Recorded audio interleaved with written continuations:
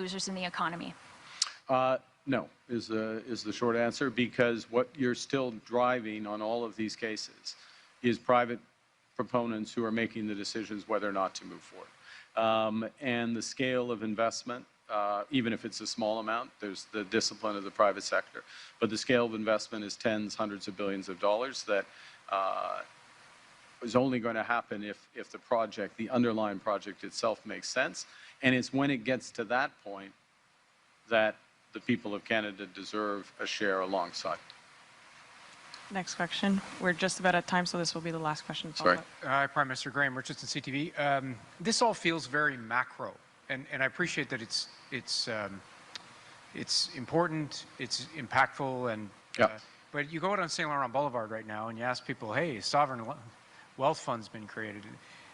They don't understand that, but they do understand where the grocery prices. Well, I mean, I'm looking forward to CTV explaining it to them. But to my point, it feels up here, and for people, groceries, gas, all those real life things, and recent polls have shown that while Canadians appreciate where the country's standing is macro now, and give you credit for it, or your government credit for it, they say it's been failing on affordability issues in the first year. So is there a connection here from this to those affordability issues? Can you make that argument? Well, I think, so a couple of things, Graham, and thanks for the question. One is government has to do, good government has to do several things at one time.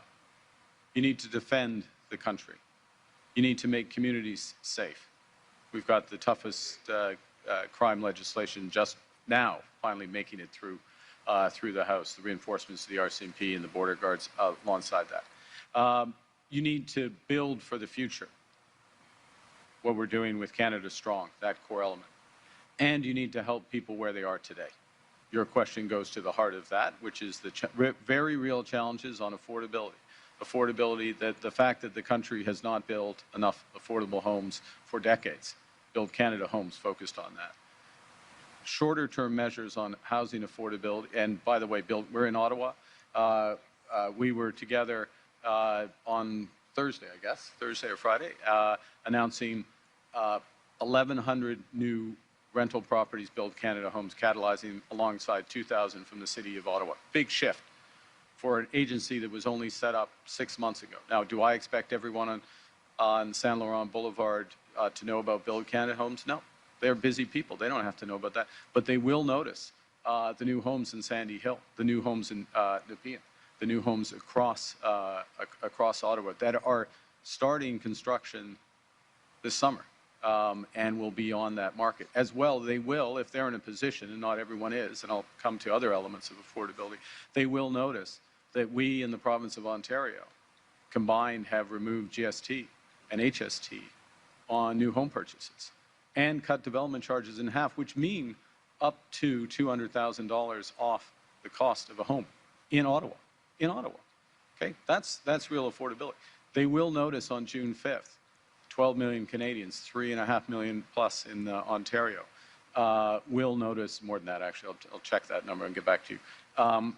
They will notice on June 5th when they get a check for more than $500 for the groceries and essential benefit. They may not notice, but they are getting in their account the benefits of the middle class tax cut that 22 million Canadian taxpayers benefit from, which was the first thing this government did. They will notice, and they did notice the day after we cut the federal fuel excise tax, that the price at the pump here in Ottawa went down 12 cents. So all of these things, and they may not notice or associate with them, but they certainly would notice if they benefit from childcare, the Canada Child Benefit, the dental care program, Pharmacare. All of these programs that this government is absolutely dedicated to has either enhanced national school food program, $800+ for families. All of these programs that we put in place or reinforced, and it's the reason we burn the midnight oil on the numbers for spending, is to ensure that we continue to deliver those, and we're dedicated. So yes, Graham, the day-to-day is hard. Government has to do, and this government is doing more than one thing at one time. Getting up in the morning, thinking about affordability. How do we preserve the benefits Canadians have? How can we enhance them? How can we give that boost today and a bridge to a better tomorrow? But at the same time, we have to be thinking about how to build a better tomorrow. And in building a better tomorrow, building Canada strong, how do we ensure that all Canadians benefit? Today's announcement, Canada Strong Fund, is part of ensuring that all Canadians, it's another mechanism by which all Canadians, not just some, because, lesson of the CPR, you go across this country, there's a lot of things named after Strathcona, right? Edmonton, Old Strathcona District, all that stuff. These CP hotels, some were CP, these palaces they built, it was pretty nice. Not sure there was the benefits of the profits of the CPR were broadly shared amongst Canadians. We're going to change that with nation-building projects now. Last follow-up. You said you're good fiscal managers, but inflation and energy prices have helped the books too, have they not? Well, inflation, I'd remind that inflation in this country is, for the entire life of this government, it has been in the Bank of Canada's target range. Okay, so there's not been a shift in overall inflation. I understand grocery prices, fuel prices. That's why we've taken targeted action. I'm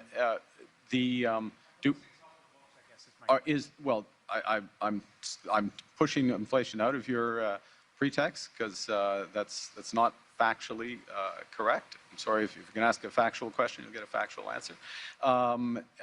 Or do we have some revenue improvements? We have some revenue improvements, but you will see, and the Minister of Finance will go through in detail, and I would encourage to go through the annexes and look at the spending, that we're on top of the spending, we're delivering on our spending commitments, and that's what's necessary in this environment.